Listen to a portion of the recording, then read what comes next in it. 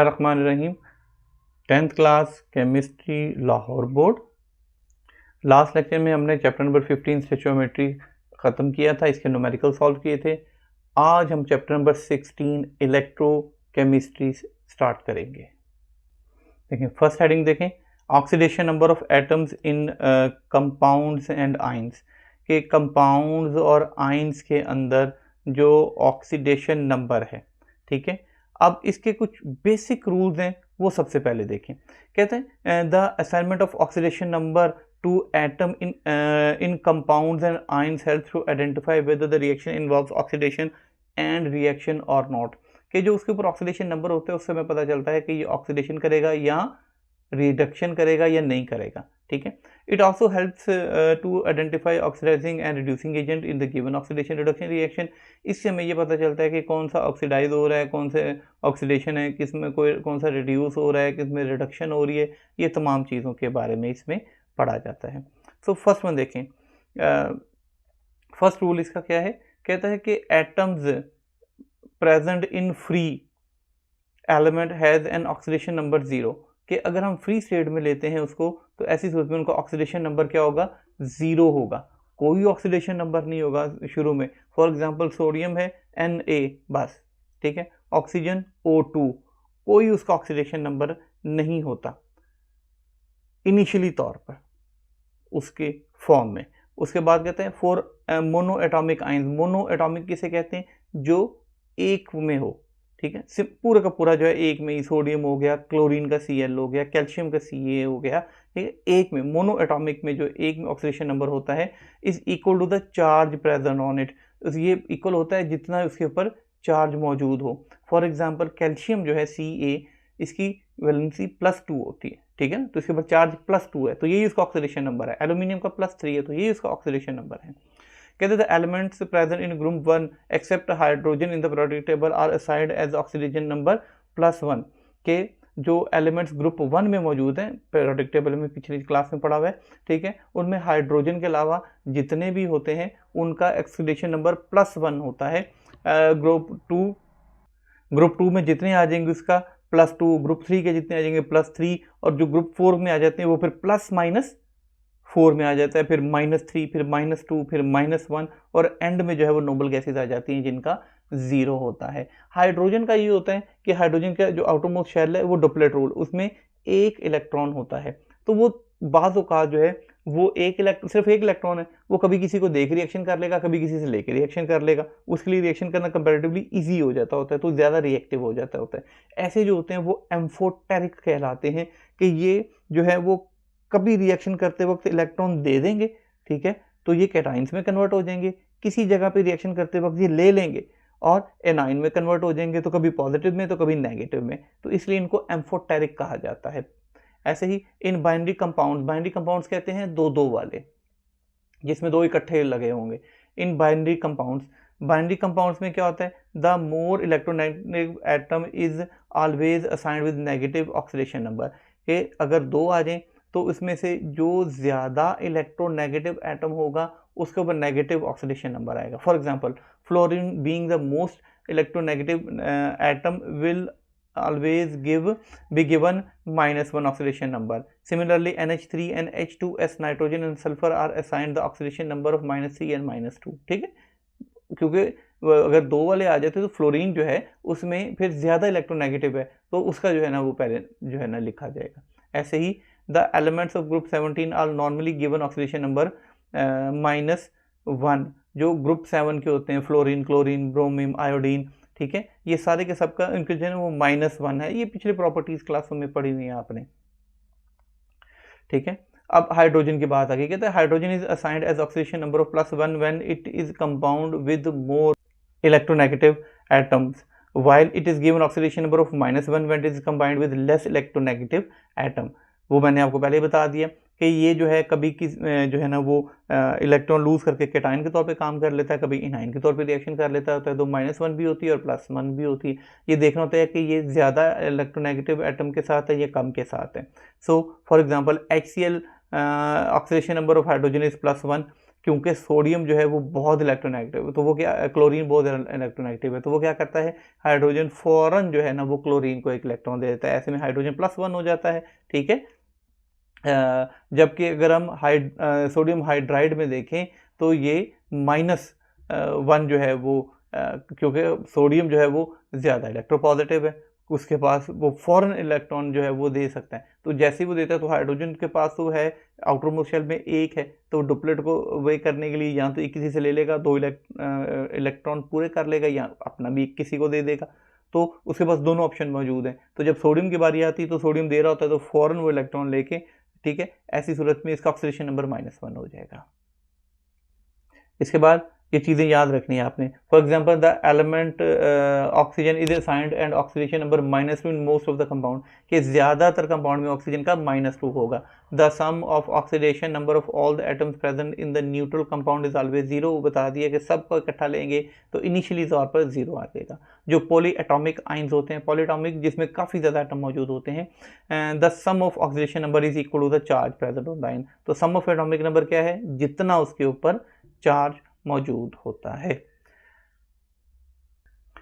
For example अगर आपने जो है वो ऑक्सीडेशन नंबर फाइंड आउट करना है सल्फर का SO4-2 में, ठीक है, तो इसको फाइंड आउट करने का क्या तरीका होगा, देखें कि ये क्या हो जाएगा कि S+, अब कितने सल्फर हैं, 4 ऑक्सीजन, ठीक है, ये 4O है, 4 ऑक्सीजन इज इक्वल टू -2, जो इनिशियली तौर पर इस पर चार्ज है वो इक्वल टू के दूसरी तरफ चला जाएगा।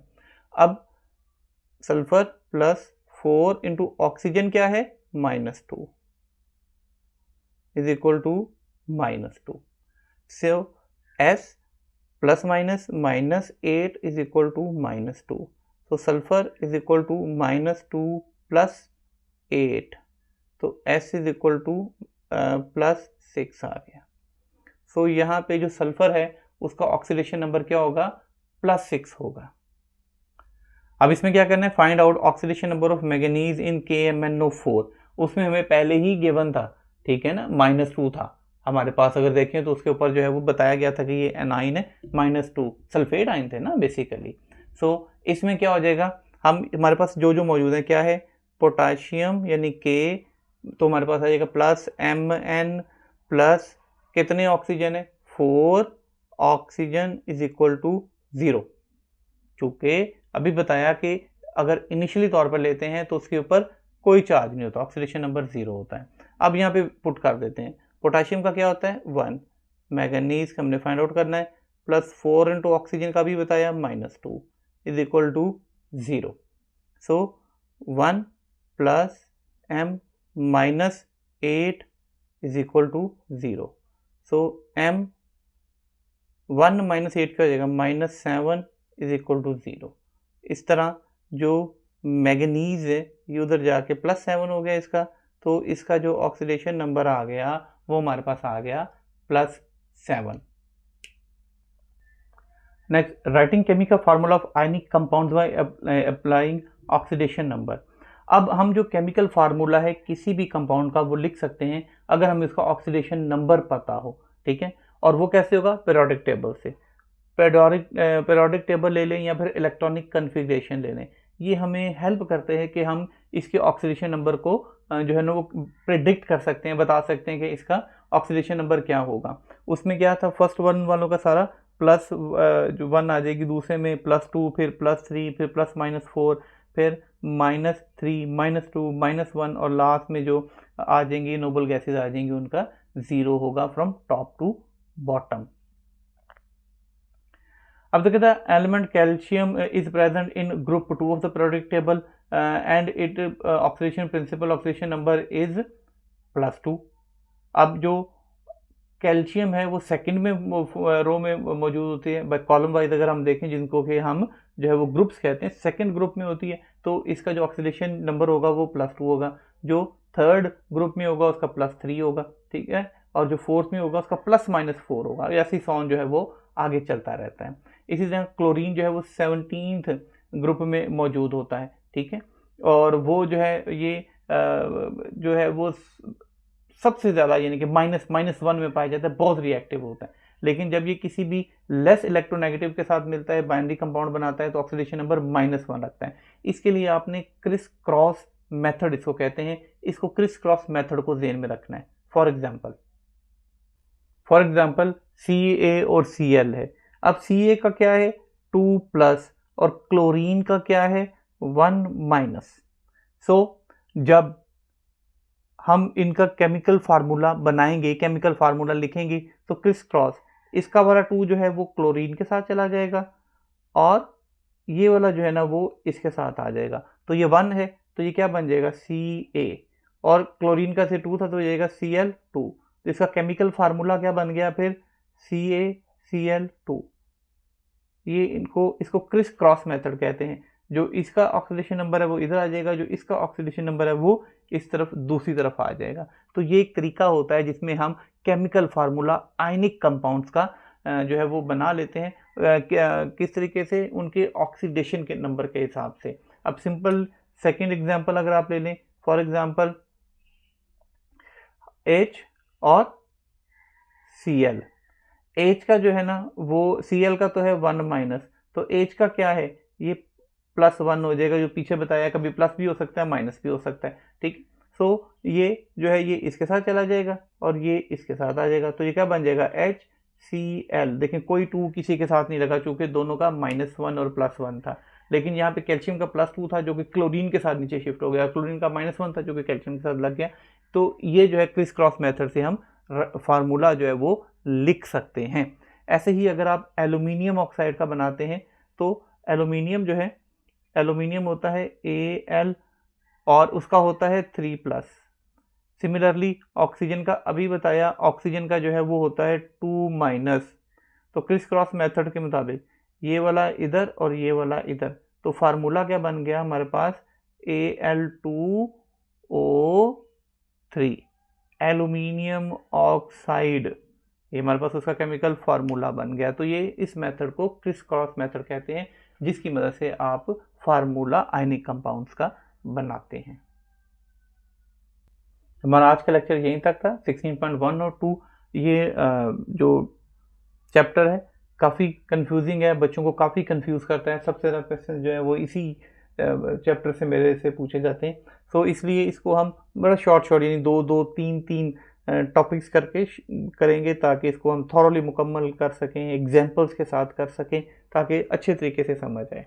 सो अगर स्टिल कोई कन्फ्यूजन है या कुछ क्यूरी है, कुछ क्वेश्चन पूछना चाहते हैं तो कमेंट सेक्शन में जाएं, वहाँ पे कमेंट करें, आपको इंशाल्लाह उसका रिप्लाई कर दूंगा। फर्दर मोर हमारे चैनल को ज़रूर लाइक और सब्सक्राइब करें ताकि आपको जो है इसके बारे में अपडेट्स मिलती रहें, नई वीडियोज़ आपको मिलती रहें। Thank you very much.